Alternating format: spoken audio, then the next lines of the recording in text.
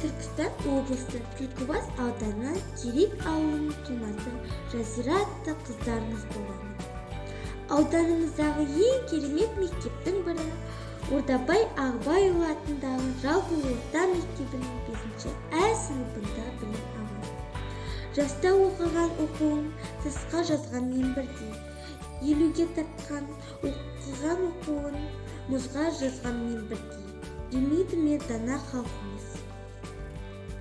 Сол себепті де білімімді үнемі жетілдіріп, өзімді дамытып, өсіру мақсатында сабақтан кейінгі бос уақытымда тек қана кітап оқуға жұмсаймын. Кітап менің ең сенімді серігім. Көп оқып, көп ізденіп, болашақта өз ісімнің нағыз маманы болғым келеді. Сіздермен өзім оқыған кітабымды бөлісе отырғым келеді. Мен осы мектептің кітапхана меңгерушісінің көмегімен, яғни кеңесімен Қалмақан Әбдіқадыровтың «Қажымұқан» деген кітабын оқыдым. Мен бұл кітапты айтпас бұрын ең алдымен Қалмақан Әбдіқадыровтың қысқаша өмірбаянымен таныстырып өтсем деймін. Қалмақан Әбдіқадыров 1901 жылы Қызылорда облысы Шиелі ауданы Шиелі кентінде дүниеге келген. Ол 1964 жылы дүниеге қайтқан. Қалмақан Әбдіқадыров ақын, жазушы, аудармашы. Оның «Қажымұқан» деген кітабы 1954, 1956, 1959 жылдары қайта басылып шықты. Ал 1970 жылы қайта жарық көреді. Енді мен осы кітапты бастап өтсем деймін. Бұның бірінші тарауы бойынша бұл берген уәдемет деген мәтіннен бастаймын. Бұл берген уәдеметі. Есік алдындағы арық суларына ыдыс аяқтарын жуып отырған әйел алыстан бір палуанды көреді. Ол жақындай келе Қажымұқан екенін сезе сала, бұл біздің атақты палуанымыз келді, Қазақстан атақты палуаны келді деп қуанады. Сөйтіп ол айқайлайды. Бұны кезегінің ішінде естіп отырған Қалмақан қуанып есік алдына шығам дегенше әлгі әйел Қажымұқанды үйіне кіргізеді. Сөйтіп Қалмақан мен Қажымұқан тез тіл табысып әңгіме айтады. Қажымұқан Қалмақанды өте қатты мақтайды. Тек Қажымұқан ғана емес, ауыл ақсақалдары да мақтау түседі. Ол сол ауылдың белгілі бір ақыны Сәбит деген ақын, ол түрлі кітап жазады. Оның жаңадан кітабы жарық көреді. Оны естіген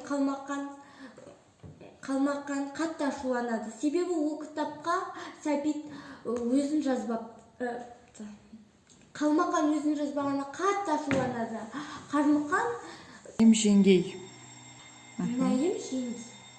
Қажымұқан алғашқы әйелі Патима қайтыс болған соң өзіне жаңа әйел алуды ұйғарады. Ол таныс көршісінің үйіне барып, мен жаңадан үйленемін, жаңадан әйел аламын деп барады. Сондағы көршісі былай дейді: қайда таппақсың?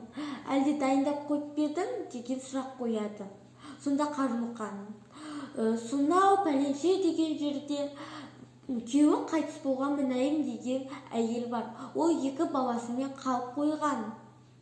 Соны әйел ретінде аламын дейді. Қажымұқан ертесіне сол жерге барып Мінайымды әйел ретінде алады. Рахмет. Келесі қайғысы мен қуанышы. Қайғысы мен қуанышы. Қажымұқан түн ортасында көшіп күндіз бір жерге жетеді. Ол жерде ол Мінайым деген әйелмен жаңадан қоныс табады. Сол жерде тұра бастайды.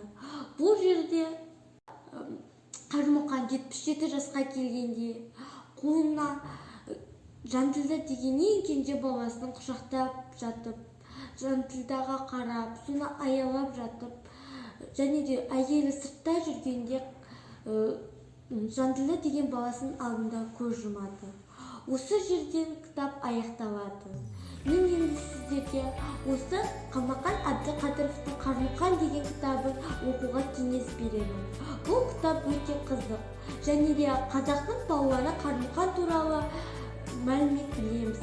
Және де оның әрбір саласын, әрбір күрес жайлы мәлімет аламыз. Бұл кітап қызықты. Бұл кітапта Қажымұқанның балалық шағы және де түрлі күрестері болады. Адам кітапты қызығып оқу қажет. Қызығып оқылған кітап өте жақсы есте сақталады және де оны дамыта да, қолдана да аламыз.